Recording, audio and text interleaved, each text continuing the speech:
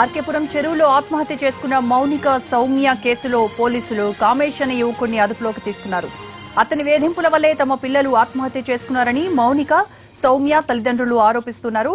కామేష్ అతని స్నేహితుడు కలిసి ఈ దారుణానికి పాల్పడి ఉంటారంటున్నారు.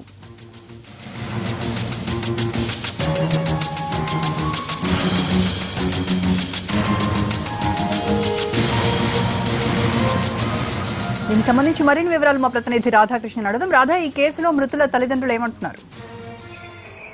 రోజా, గురువారం ఇంట్లోంచి బయటికి వెళ్లిన ఇద్దరు అక్కా చెల్లెళ్ళు శుక్రవారం సాయంత్రం నేరేడ్మెట్ చెరువులో శవమై తేలిన సంఘటన చోటు చేసుకోవడం జరిగింది.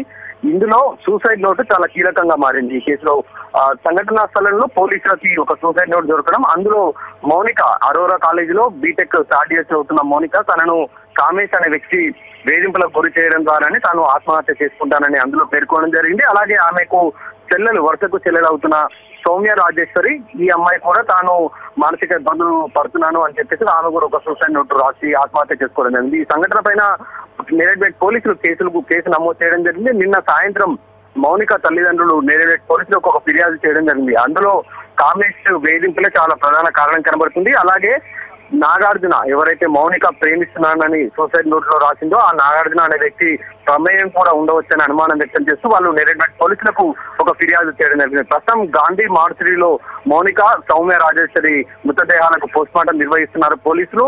అలాగే మౌనిక తల్లిదండ్రులు ఒక అనుమానం కూడా వ్యక్తం చేయడం జరుగుతుంది. గురువారం ఉదయం ఇంట్లోంచి వెళ్లిన ఇద్దరు కూడా మరుసటి రోజు అంటే శుక్రవారం సాయంత్రం ఆత్మహత్య చేసుకోవడం, చెరువులో మృతదేహాలు తేలాయి. కాబట్టి గురువారం ఉదయం నుండి నైట్ వరకు ఎక్కడికి వెళ్లారు, మరుసటి రోజు ఎక్కడ ఉన్నారు అనేది పూర్తి స్థాయిలో పోలీసులు ఆరా తీయాలని చెప్తున్నారు.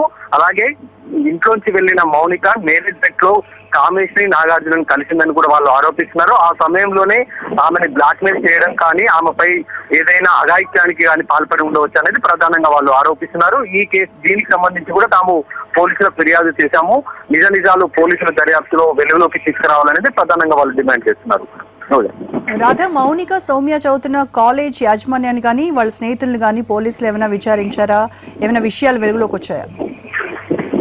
ప్రస్తుతం మౌనిక స్నేహితుడు అంటే మౌనిక సూసైడ్ నోట్ లో తాను నాగార్జున అనే వ్యక్తిని ప్రేమిస్తున్నాను, అతను కూడా నన్ను ప్రేమిస్తున్నాడు, అలాగే అతన్ని ఎలాంటి వేధింపులకు గురి చేయవద్దు, తాను కేవలం కామేష్ అనే వ్యక్తి వేధింపుల వల్ల చనిపోతున్నానని చాలా స్పష్టంగా సూసైడ్ నోట్ లో రాసిన నేపథ్యంలో నాగార్జున అనే వ్యక్తిని కొద్దిసేపటి క్రితమే పోలీసులు అదుపులోకి తీసుకోవడం జరిగింది. అతన్ని ప్రస్తుతం విచారించడం జరుగుతుంది. అసలు కామేష్ అనే వ్యక్తి ఏ విధంగా పరిచయం అయ్యాడు, ఎలా నాగార్జున కామేష్ ఈ మౌనికను వేధింపులకు గురి చేశారా లేదా అనేది ప్రస్తుతం పోలీసులు విచారిస్తున్నారు. ప్రస్తుతానికి మాత్రం కామేష్ పరారీలో ఉండడం జరిగింది. అలాగే మౌనిక స్నేహితులను కూడా విచారించే అవకాశం కనబడుతుంది. ఆమె కాల్ లిస్ట్ ఆధారంగా కూడా విచారించే అవకాశం ఉంది. అయితే మౌనిక ఇంట్లోంచి వెళ్లే ముందు మాత్రం ఎలాంటి మొబైల్స్ తీసుకెళ్లలేదు కాబట్టి ఆమె ఎవరితోటి చివరిసారి మాట్లాడింది అనేది తేల్చడం కొంచెం కష్టంగా ఉందని పోలీసులు చెప్తున్నారు. ప్రస్తుతానికైతే ఈ కేసులో నాగార్జునని అదుపులోకి తీసుకున్నారు, అతన్ని విచారిస్తున్న పరిస్థితి ఉంది. రైట్ రాధా.